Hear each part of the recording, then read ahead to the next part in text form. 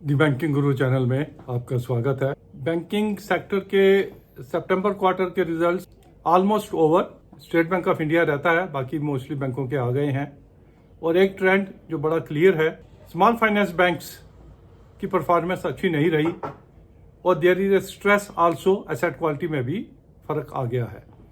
Generally क्योंकि इनकी financing जो है एमएफआई में होती है, माइक्रो फाइनेंसिंग होती है। ये एक बड़ा इशू है जिसे हमें डिटेल में देखने की ज़रूरत है कि उनकी स्ट्रेस जो हमें दिखी है इस क्वार्टर में, क्या सिर्फ एक one of type of thing है या आगे भी आ सकती है। ये एक्चुअली है क्या, क्योंकि ये चैलेंज कर रही है उन इंस्टीट्यूशंस को, एनबीएफसीज को, जो माइक्रो फाइनेंस में लैंडिंग करते हैं। इस सबको समझने के लिए पहले हमें ये देखना पड़ेगा थोड़ा कि माइक्रो फाइनेंस है क्या, वो कैसे ऑपरेट करते हैं, जो बैंक्स माइक्रो फाइनेंस एरिया में ऑपरेट करते हैं, उसके features, reserve Bank of India की लेटेस्ट गाइडलाइंस और आगे क्या हो सकता है, ये सभी देखने पड़ेंगे। हो सकता है वीडियो लंबी हो जाए, लेकिन हमारे कुछ सब्सक्राइबर्स ने इसकी डिमांड की थी तो हम इसे बना भी रहे हैं डिटेल में। एक्चुअली माइक्रो फाइनेंस इंस्टीट्यूशंस, जिसे हम एमएफआई कहते हैं, बेसिकली जिसमें हमारे स्मॉल फाइनेंस बैंक्स आते हैं और एनबीएफसीज भी, कई एनबीएफसीज भी इसमें आती हैं। ये उस सेक्टर को लैंड करते हैं जिसे अदरवाइज बैंकिंग सेक्टर में लैंडिंग नहीं दी जाती। Unsecured loans, unorganised sectors, relatively poor people, जरूरी नहीं है कि रूरल सेमी अर्बन में हो, अर्बन में भी हो सकता है। इस सेक्टर की जो रिक्वायरमेंट्स रहती हैं कि जो डॉक्यूमेंट्स बैंक्स को चाहिए होते हैं इनके पास नहीं होते हैं, द प्रूफ ऑफ इनकम नहीं होता है, और इनकी जो रिक्वायरमेंट रहती है जनरली मैरिज के लिए, एजुकेशन के लिए, मेडिकल के लिए या कंजम्पशन नीड्स के लिए रहती है। मीनिंग देयर बाई कि इनकी लैंडिंग से कुछ इनकी एडिशनल सोर्स ऑफ इनकम नहीं होता, वो कंजम्पशन में ही निकल जाते हैं। इसलिए इनकी जो रीपेमेंट कैपेसिटी इंक्रीज नहीं होती, तो इंटरेस्ट देना और प्रिंसिपल टाइमली देना वो थोड़ा इनके लिए मुश्किल होता है। अब उसको ये जो एमएफआईज हैं कवर करते हैं हायर रेट ऑफ इंटरेस्ट से, प्रिज्यूम करके चलते हैं कि भाई इतना तो एनपीए इस सेक्टर में होगा ही, इसलिए वो रेट हायर लेके उसमें चलते हैं। लेकिन हायर कितना, इसको आगे देखते हैं। मोडस ऑपरेंडी एमएफआईज का क्या रहता है कि जब ये फाइनेंस करते हैं तो इनको ग्रुप इंश्योरेंस में कवर करते हैं। से ए, बी एंड सी 3 लोग हैं। ए को लोन दिया और बी एंड सी को गारंटर बना लिया, बी को लोन दिया और ए एंड सी को गारंटर बना लिया, सी को दिया और ए एंड बी को गारंटर बना लिया। ऐसे ग्रुप गारंटी करके देते हैं, जहां वो थोड़ा बहुत लोकल लेवल पे एक हैज क्रिएट करने की कोशिश करते हैं कि अगर एक डिफॉल्ट करे तो दूसरा उसको कवर करने की कोशिश करे। दूसरा 80-85% जो है रीपेमेंट नॉर्मल सर्कमस्टांसिस में आ जाती है।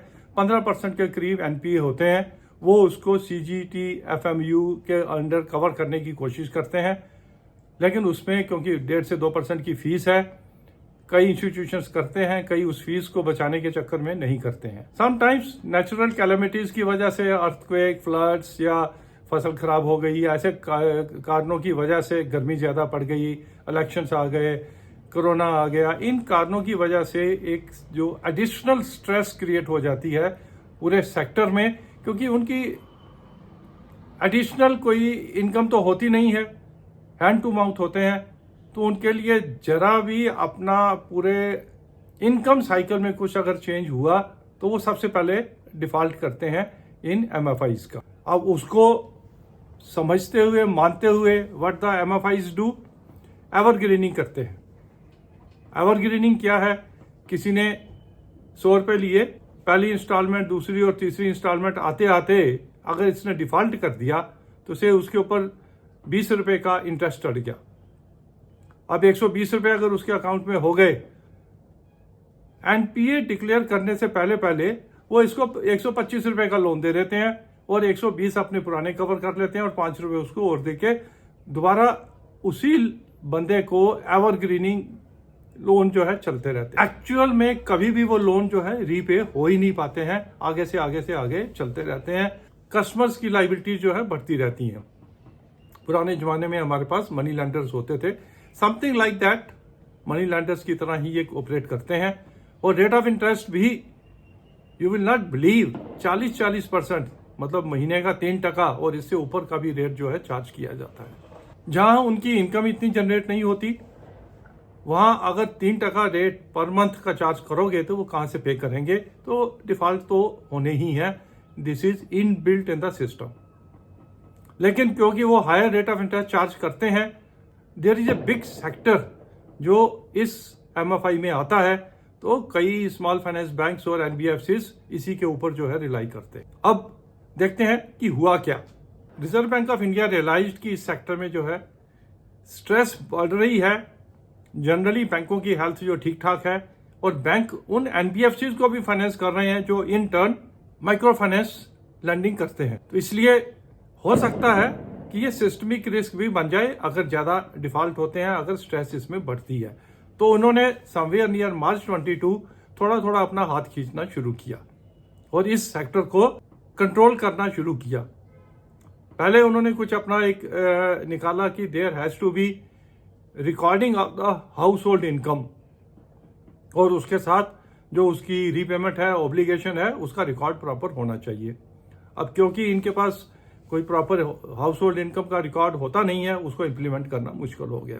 दूसरा, रिजर्व बैंक ने कहा कि इसकी जो रीपेमेंट ऑब्लिगेशंस हैं उसको मॉनिटर करना शुरू किया कि भाई कितनी देर में ये करना पे अपना लोन्स को रीपे करेंगे। अब रिसेंटली उन्होंने जब एवरग्रीनिंग पे अपना डंडा चलाया कि भाई आपको पुराना लोन पहले क्लियर करना है अपने फंड से, उसके बाद ही आप नया लोन दे सकते हो। जहां सारा सिस्टम एवरग्रीनिंग से चलता है, रिजर्व बैंक ऑफ इंडिया की ये गाइडलाइंस इंप्लीमेंट करना थोड़ा मुश्किल हो रही थी। इसीलिए हमने देखा इस क्वार्टर में थोड़ा थोड़ा जो है स्ट्रेस जो थी बढ़नी शुरू हुई, जो एवरग्रीनिंग थी वो कम होनी शुरू हुई, क्योंकि बोरोवर्स के पास पैसे नहीं थे अपने अकाउंट्स क्लोज करके नए लोन लेने के लिए, तो खाते एनपीए होने शुरू हो गए। अब ये क्या it is a one time affair कि भाई हो गया एक बारी उन्होंने आप जितने खाते थे वो डिक्लेयर कर दिया एनपीए? नहीं, ऐसा नहीं है। इसको तकरीबन 1 साल लगेगा इस सारे प्रोसेस को क्लीन अप होने के लिए। थोड़े थोड़े अकाउंट जो एवरग्रीन किए जाते थे वो एनपीए डिक्लेयर होते रहेंगे, कुछ को नए लोन दिए जाएंगे और over a period of time, क्योंकि 1 साल के बाद रिजर्व बैंक ऑफ इंडिया भी इनका एनुअल ऑडिट करता है और इनका नॉर्मल ऑडिट भी होता है, तो थोड़ा थोड़ा करके ये बैंक्स और ये एनबीएफसीज अपना जो पोर्टफोलियो है स्लोली क्लीन करेंगे। अब एक और दिक्कत हो गई कि बैंकों ने जो एनबीएफसीज को लोन्स देते थे लोअर रेट ऑफ इंटरेस्ट पे, उन्होंने भी अपना हाथ खींच लिया। तकरीबन 70% जो एनबीएफसीज का लोनिंग रहती थी वो आती थी बैंकों की फाइनेंसिंग से। अब वो हाथ खींचने से क्या हुआ कि अगर आपको काम करना है तो एनबीएफसीज को भी हायर रेट ऑफ इंटरेस्ट के ऊपर डिपॉजिट्स लेके आगे लोन देने पड़ रहे हैं। इन द प्रोसेस उनके जो चार्ज करना है इंटरेस्ट बोरोवर से वो भी बढ़ गया। तो हायर रेट ऑफ इंटरेस्ट के ऊपर लिया, हायर इंटरेस्ट के ऊपर दिया, तो वो भी एक स्ट्रेस का कारण हो जाता। अब और क्या हुआ कि पहले तो लिक्विडिटी इन द सिस्टम में अबंडेंट थी, बैंक्स जो थी खुले हाथ से एनबीएफसीज को भी दिए जा रहे थे और ये भी आगे बांटे जा रहे थे। जब बैंकों के पास लिक्विडिटी रिस्ट्रिक्टेड हो गई तो उन्होंने हाथ खींच लिया, तो इसलिए कॉस्ट ऑफ डिपॉजिट बढ़ गई और in turn rate of interest charge जो था वो भी बढ़ गया। कि वो स्मॉल फाइनेंस बैंक्स, वो एनबीएफसीज जो हैविली डिपेंडेंट हैं बैंकों के ऊपर फाइनेंसिंग फंडिंग के लिए, वो स्लोली एवरग्रीनिंग कम करेंगे, अपना पोर्टफोलियो क्लीन करेंगे और उनकी ग्रोथ रिस्ट्रिक्ट हो जाएगी। At the same time provisioning बढ़ानी पड़ेगी। हमें क्या करना है? For some period of time we have to be away from those institutions जो हैविली डिपेंडेंट है माइक्रो फाइनेंस पे। 2 नाम जो मुझे क्लियर आते हैं वो बंधन बैंक या आरबीएल बैंक, और भी हैं बट ये क्लियरली नजर आते हैं और इसमें स्ट्रेस भी ज्यादा दिखती है।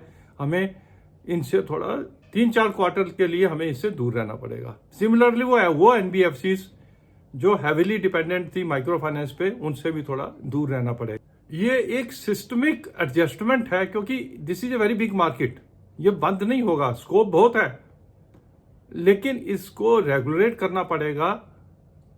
उस रेगुलेशन में रिजर्व बैंक जो है थोड़ा और खिंचाई करेगा, इनके पोर्टफोलियो थोड़े थोड़े क्लीन होंगे और तब जाके ये प्रॉपरली एक सेक्टर जो है वेरी बिग सेक्टर, ये सही दिशा में चलेगा। तो हमें एक साल के लिए थोड़ा अपने आप को रिस्ट्रिक्ट करना है ऐसे इंस्टीट्यूशंस में इन्वेस्ट करने के लिए जो ज्यादातर माइक्रो फाइनेंस में फंडिंग करते हैं। ये था हमारा व्यू माइक्रो फाइनेंस इंस्टीट्यूशंस और माइक्रो फाइनेंस लैंडिंग के ऊपर। If you have some more questions, queries, you can get back to me. We will try to answer those. I hope this was very informative. It was informative and will help us in making decisions while investing in the banks and NBFCs.